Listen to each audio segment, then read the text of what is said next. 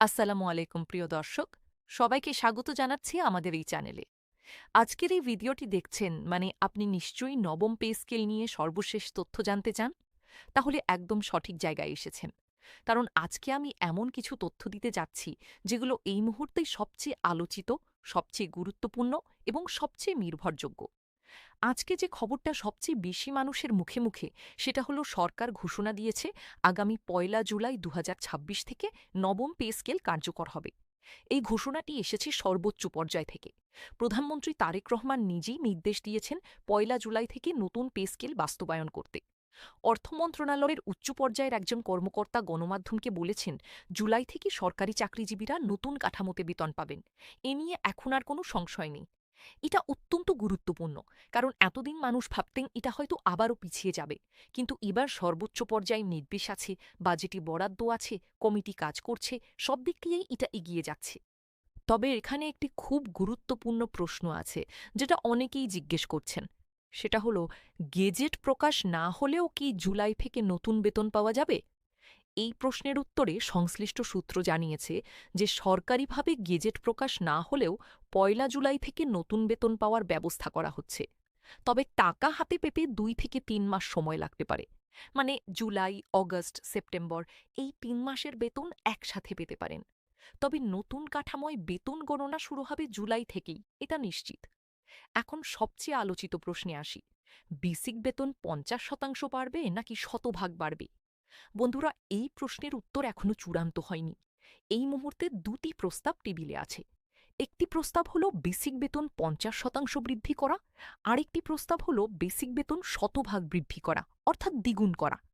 সরকারের উচ্চ পর্যায়ে এই দুটি প্রস্তাব নিয়ে আলোচনা চলছে।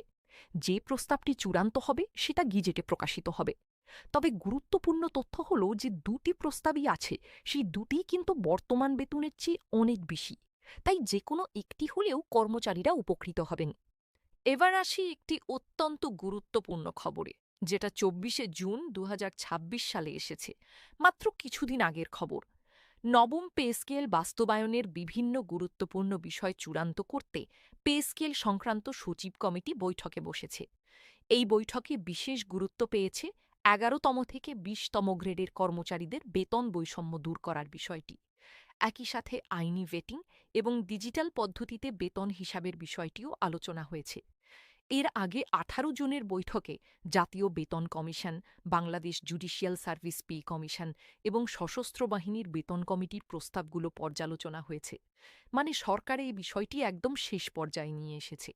এখন ৩ ধাপের বিষয়টা বিস্তারিত বলি, কারণ এই বিষয়টা নিয়ে সবচেয়ে বেশি কৌতূহল। বন্ধুরা, সরকার সিদ্ধান্ত নিয়েছে নবম পে স্কেল ৩টি ধাপে বাস্তবায়ন করবে। কারণ পুরো পে স্কেল একসাথে বাস্তবায়ন করতে যে অর্থের প্রয়োজন, সেটা একবারই যোগান দেওয়া সরকারের পক্ষে সম্ভব না। সরকারের হিসাব অনুযায়ী পুরো পে স্কেল বাস্তবায়নে প্রায় ১,৬০,০০০ কোটি টাকা প্রয়োজন। এই বিশাল পরিমাণ অর্থ এক বছরই দেওয়া কঠিন, তাই ধাপে ধাপে দেওয়ার পরিকল্পনা। প্রথম ধাপে যা হবে সেটা হলো মূল বেতন বা বেসিক বেতন বাড়ানো হবে। এটা জুলাই ২০২৬ থেকে কার্যকর হবে। দ্বিতীয় ধাপে বাড়ি ভাড়া ভাতা, চিকিৎসা ভাতা, যাতায়াত ভাতা সহ অন্যান্য ভাতা বাড়ানো হবে। তৃতীয় ধাপে বার্ষিক ইনক্রিমেন্ট ও অন্যান্য সুবিধা পুনর্নির্ধারণ করা হবে। এই ৩ ধাপ সম্পন্ন হলে একজন কর্মচারীর মোট বেতন ও সুবিধা বর্তমানের চেয়ে ২ থেকে ২.৫ গুণ বেড়ে যাবে। এটা নিঃসন্দেহে একটি বড় পরিবর্তন। এখন আসি বেতনের বিস্তারিত হিসাবে। প্রস্তাবিত বেতন কাঠামো অনুযায়ী সর্বনিম্ন গ্রেড অর্থাৎ ২০তম গ্রেডে বর্তমান মূল বেতন ৮,২৫০ টাকা থেকে বাড়িয়ে ২০,০০০ টাকা করার সুপারিশ করা হয়েছে। এটা প্রায় ১৪২% বৃদ্ধি। আর সর্বোচ্চ গ্রেড অর্থাৎ প্রথম গ্রেডে বর্তমান মূল বেতন ৭৮,০০০ টাকা থেকে বাড়িয়ে ১,৬০,০০০ টাকা করার জোর সুপারিশ রয়েছে। মানে নিচের গ্রেডে বৃদ্ধির হার বেশি আর ওপরের গ্রেডে বৃদ্ধির হার তুলনামূলক কম। এটা করা হচ্ছে বেতন বৈষম্য কমানোর জন্য। এতদিন সর্বনিম্ন ও সর্বোচ্চ বেতনের অনুপাত ছিল ১ থেকে ৯.৪। মানে সর্বোচ্চ গ্রেডে যিনি আছেন তার বেতন সর্বনিম্ন গ্রেডের চেয়ে প্রায় ১০ গুণ বেশি। নতুন কাঠামোয় এই অনুপাত ১ থেকে ৮-এ নামিয়ে আনা হচ্ছে। এটা কিন্তু একটা ইতিবাচক পরিবর্তন, কারণ যারা সবচেয়ে কম পাচ্ছেন তারাই সবচেয়ে বেশি বৃদ্ধি পাবেন। এটাই ন্যায়সঙ্গত। এখন মধ্যবর্তী গ্রেডগুলোর হিসাব দেখি। গ্রেড ১৫ থেকে ১৯-এর মধ্যে যারা আছেন তারা মূলত অফিস সহায়ক, বিভিন্ন দপ্তরের নিম্নপদের কর্মচারী এবং সহকারী শ্রেণীর কর্মীরা। তাদের বর্তমান মূল বেতন ৯,০০০ থেকে ১৩,০০০ টাকার মধ্যে। নতুন কাঠামোয় এই বেতন ২২ থেকে ৩০,০০০ টাকার মধ্যে হবে। সব ভাতা যোগ করলে তারা প্রতি মাসে পাবেন ৩০ থেকে ৪০,০০০ টাকার মতো। গ্রেড ১০ থেকে ১৪ এর মধ্যে যারা আছেন তারা সাধারণত অফিসার, হিসাব রক্ষণকারী, নথিরক্ষক এবং বিভিন্ন দফতরের মধ্যম স্তরের কর্মী। তাদের বর্তমান মূল বেতন ১৪,০০০ থেকে ২৪,০০০ টাকার মধ্যে। নতুন কাঠামোয় এটা ৩০ থেকে ৫০,০০০ টাকার মধ্যে হবে। সব মিলিয়ে হাতে আসবে ৪৫ থেকে ৬৫,০০০ টাকা। গ্রেড ৬ থেকে ৯ এর মধ্যে যারা আছেন তারা সহকারী সচিব, জ্যেষ্ঠ সহকারী সচিব এবং সমমানের কর্মকর্তা। তাদের বর্তমান মূল বেতন ২৫,০০০ থেকে ৪৫,০০০ টাকার মধ্যে। নতুন কাঠামোয় এটা ৫৫ থেকে ৯০,০০০ টাকা পর্যন্ত হতে পারে।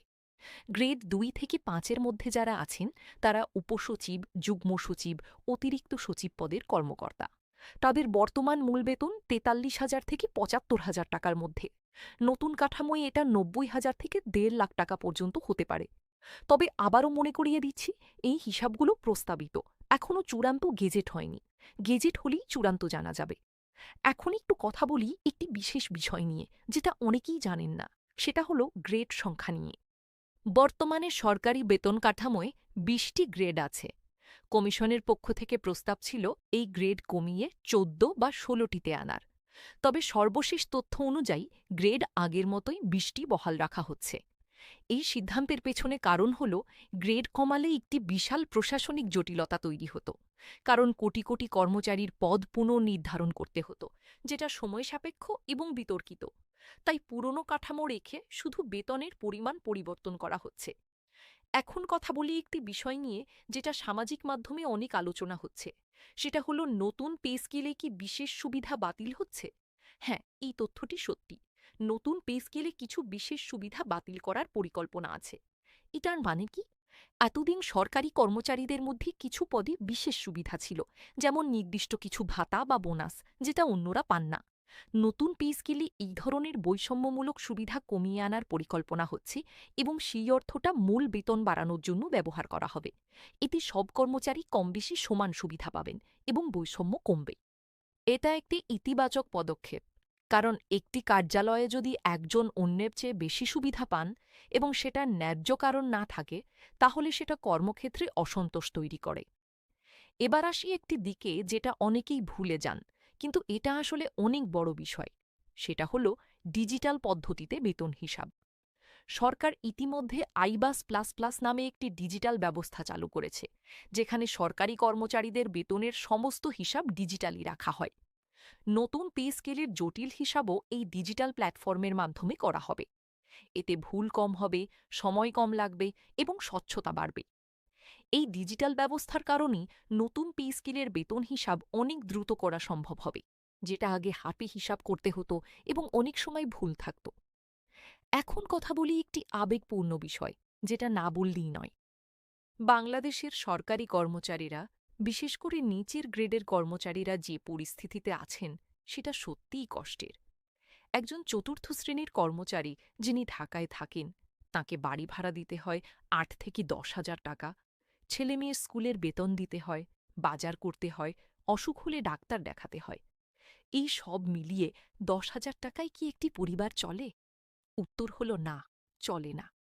তারা ধার করেন, মহাজনের কাছ থেকে টাকা নেন, সংকুচিত জীবনযাপন করেন, গ্রামে পরিবার রেখে একা ঢাকায় থাকেন। এই মানুষগুলো প্রতিদিন দেশের জন্য কাজ করেন, কিন্তু নিজেরা মানবিক জীবনযাপন করতে পারেন না। এই অবস্থা দেশের জন্য কোনোভাবেই ভালো না। কারণ যে মানুষ নিজের সংসার নিয়ে চিন্তিত, সে কি ভালোভাবে দেশের সেবা করতে পারবেন? পারবেন না। তাই নতুন পে স্কেল শুধু একটি বেতন বৃদ্ধির বিষয় না, এটা আসলে দেশের সেবার মান উন্নয়নের বিষয়, দুর্নীতি কমানোর বিষয় এবং একটি কর্মঠ প্রশাসন করার বিষয়। এখন কিছু তথ্য দিই, যেগুলো জানা দরকার কিন্তু অনেকেই জানেন না। প্রথমত, নতুন পে স্কেলের সাথে পেনশনের হিসাবও পরিবর্তন হবে, কারণ পেনশন নির্ধারিত হয় সর্বশেষ মূল বেতনের উপর। মূল বেতন বাড়লে পেনশনও বাড়বে। তবে যারা আগেই অবসরে গেছেন, তাদের জন্য আলাদা বিবেচনা করা হতে পারে। দ্বিতীয়ত, বার্ষিক ইনক্রিমেন্ট, যেটাকে আমরা বেতন বৃদ্ধি বলি, সেটাও নতুন বেতনের ভিত্তিতে হিসাব হবে। আগে যদি বার্ষিক ইনক্রিমেন্ট ছিল ৫০০ টাকা, এখন সেটা আরও বেশি হবে। তৃতীয়ত, উৎসব ভাতা, যেটাকে বোনাস বলি, সেটাও বাড়বে। কারণ উৎসব ভাতা হিসাব হয় মূল বেতনের উপর। মূল বেতন বাড়লে উৎসব ভাতাও বাড়বে। চতুর্থত, প্রভিডেন্ট ফান্ড বা ভবিষ্যৎ তহবিলের চাঁদাও বাড়বে, কারণ সেটাও মূল বেতনের একটি শতাংশ। এই সব মিলিয়ে নতুন পে স্কেল কার্যকর হলে একজন কর্মচারীর সার্বিক আর্থিক অবস্থার উল্লেখযোগ্য উন্নতি হবে। এখন আসি আরেকটি বিষয়ে, যেটা নিয়ে অনেকের প্রশ্ন থাকে। সেটা হলো শিক্ষকরা কি পাবেন। বাংলাদেশে সরকারি বিশ্ববিদ্যালয়ের শিক্ষকদের বেতন সরকারি পে স্কেল থেকে আলাদা। তারা নিজস্ব কাঠামোয় বেতন পান। তবে সরকারি স্কুল ও কলেজের শিক্ষকরা, যারা সরাসরি সরকারি কর্মচারী, তারা নতুন পে স্কেলের আওতায় আসবেন। এমপিওভুক্ত বেসরকারি শিক্ষকরাও নতুন পে স্কেলের সুবিধা পাবেন, কারণ তাদের বেতন সরকারের পে স্কেলের সাথে যুক্ত। এই লক্ষ লক্ষ শিক্ষকের জন্য এটা একটি বড় সুখবর। তবে বেসরকারি বিশ্ববিদ্যালয়ের শিক্ষকরা এই পে স্কেলের আওতায় আসবেন না, কারণ তারা তাদের নিজস্ব প্রতিষ্ঠানের বেতন কাঠামো অনুযায়ী বেতন পান। এখন একটি অর্থনৈতিক বিশ্লেষণ করা যাক। এই পে স্কেল বাস্তবায়ন হলে সার্বিকভাবে দেশের অর্থনীতিতে কী প্রভাব পড়বে? ইতিবাচক দিক হল, দেশে ক্রয় ক্ষমতা বাড়বে, সরকারি কর্মচারীরা বেশি কেনাকাটা করবেন, বাজারে চাহিদা বাড়বে, ছোট ও মাঝারি ব্যবসায়ীরা উপকৃত হবেন, অর্থনীতিতে একটি গতি আসবে। এছাড়া দুর্নীতি কমার সম্ভাবনা বাড়বে, কারণ সম্মানজনক বেতন পেলে মানুষ সৎ থাকার অনুপ্রেরণা পায়। চ্যালেঞ্জের দিক হল, বাজারে এত অর্থ আসলে মূল্যস্ফীতি বাড়তে পারে, সরকারের ব্যয় বিশাল পরিমাণে বাড়বে, রাজস্ব আয় না বাড়লে ঘাটতি বাজেটের চাপ বাড়বে। তবে সরকার ধীরে ধীরে ৩ ধাপে বাস্তবায়নের যে পরিকল্পনা নিয়েছে, সেটা এই চ্যালেঞ্জ মোকাবেলার একটি বুদ্ধিমান উপায়। এখন বলি, এই সপ্তাহের সবচেয়ে গুরুত্বপূর্ণ উন্নয়ন কি ঘটেছে। গত ২৪শে জুন ২০২৬ সালে সচিব কমিটির বৈঠকে পে স্কেল সংক্রান্ত প্রায় সব প্রযুক্তিগত ও আইনি বিষয় চূড়ান্ত করার কাজ হয়েছে। এই বৈঠকের পরের ধাপ হল চূড়ান্ত অনুমোদন এবং গেজেট জারি। মানে গেজেট জারি এখন সময়ের ব্যাপার মাত্র। সেটা ৩০ জুনের আগে হতে পারে, অথবা ১ জুলাইয়ের পরপরই হতে পারে। কিন্তু পে স্কেল জুলাই থেকেই কার্যকর হবে, এটা প্রায় নিশ্চিত। এখন আসি কিছু বাস্তব পরামর্শে, যেগুলো আপনার কাজে আসবে। প্রথমত, আপনার বর্তমান বেতন স্লিপ সংরক্ষণ করুন, কারণ নতুন পে স্কেলে আপনার বেতন ঠিকমতো হিসাব হচ্ছে কিনা সেটা যাচাই করার জন্য পুরনো স্লিপ দরকার হবে। দ্বিতীয়ত, আপনার গ্রেড এবং ধাপ, যেটাকে ইনক্রিমেন্ট পয়েন্ট বলা হয়, সেটা জেনে রাখুন। নতুন পে স্কেলে ফিটমেন্ট হবে আপনার বর্তমান ধাপের উপর ভিত্তি করে। তৃতীয়ত, কোনো অনানুষ্ঠানিক হোয়াটসঅ্যাপ গ্রুপ বা ফেসবুক পোস্ট দেখে আনন্দিত বা আতঙ্কিত হবেন না। সরকারি গেজেটই একমাত্র বিশ্বাসযোগ্য সূত্র। চতুর্থত, আপনার অফিসের হিসাবরক্ষণ বিভাগের সাথে ভালো যোগাযোগ রাখুন, কারণ নতুন বেতন হিসাবের ক্ষেত্রে যদি কোনো ভুল হয়, তাহলে তাদের মাধ্যমেই সংশোধন করতে হবে। পঞ্চমত, বেতন বাড়লে একটি আর্থিক পরিকল্পনা করুন। প্রথম কয়েক মাস বাড়তি বেতন দিয়ে পুরনো ঋণ শোধ করুন, তারপর একটি সঞ্চয় পরিকল্পনা করুন, কারণ আজকের সঞ্চয়ই ভবিষ্যতের নিরাপত্তা। ষষ্ঠত, যদি আপনি এমপিওভুক্ত শিক্ষক হন, তাহলে আপনার বিদ্যালয়ের প্রধান বা ম্যানেজিং কমিটির সাথে যোগাযোগ রাখুন, কারণ এমপিওভুক্তদের নতুন বেতন প্রক্রিয়াকরণে কিছুটা সময় লাগবে। এখন শেষ করার আগে একটি গুরুত্বপূর্ণ বার্তা দিতে চাই। বন্ধুরা, নবম পে স্কেল শুধু টাকার হিসাব না, এটা মানুষের মর্যাদার বিষয়। যারা সরকারি চাকরিতে আছেন, তারা দেশের প্রতিটি নাগরিকের জন্য সেবা করেন, সার্টিফিকেট দেন, জমির কাগজ সামলান, রাস্তা বানান, হাসপাতাল চালান। এই মানুষগুলো যদি সম্মানজনক জীবন না পান, তাহলে দেশের সেবা কখনো ভালো হবে না। তাই নতুন পে স্কেল হওয়া শুধু কর্মচারীর ব্যক্তিগত লাভের বিষয় না, এটা পুরো দেশের লাভ। যখন একজন সরকারি কর্মচারী ভালো বেতন পাবেন, মাস শেষে পরিবার নিয়ে একটু স্বস্তিতে থাকবেন, তখন তিনি আরও মনোযোগ দিয়ে কাজ করবেন, আরও আন্তরিকভাবে সেবা দেবেন। এতে লাভবান হবে আপনি, আমি, পুরো দেশ। সর্বশেষ যে তথ্যটি দিয়ে শেষ করছি, সেটা হলো আজকে মানে ২৬শে জুন ২০২৬ পর্যন্ত যা জানা গেছে, তাতে নবম পে স্কেল জুলাই থেকে কার্যকর হওয়ার বিষয়টি এখন আর শুধু আশার গল্প না, এটা এখন বাস্তব পদক্ষেপের পথে। সচিব কমিটি বৈঠক করেছে, প্রধানমন্ত্রীর নির্দেশ আছে, বাজেটে বরাদ্দ আছে এবং সমস্ত প্রস্তুতি চলছে। সুতরাং অপেক্ষার দিন প্রায় শেষ। তো বন্ধুরা, এই ছিল আজকের সম্পূর্ণ বিশ্লেষণ। যদি ভিডিওটি ভালো লেগে থাকে, তাহলে একটি লাইক দিন। এই মুহূর্তে লাইক দেওয়াটা আমাদের জন্য অনেক বড় সাহায্য। আপনার পরিচিত সব সরকারি কর্মচারী বন্ধু ও আত্মীয়দের সাথে ভিডিওটি শেয়ার করুন, কারণ তারাও এই তথ্যগুলো জানতে চাইবেন। চ্যানেলটি এখনও সাবস্ক্রাইব না করলে এখনই করুন এবং বেলটি বাজিয়ে দিন, যাতে পে স্কেলের গেজেট প্রকাশের পরপরই আমরা বিস্তারিত ভিডিও দিই আর আপনি সাথে সাথে পেয়ে যান। নিচে কমেন্টে জানান আপনি কোন গ্রেডে আছেন আর নতুন পে স্কেল নিয়ে আপনার মতামত কি। আল্লাহ হাফিজ।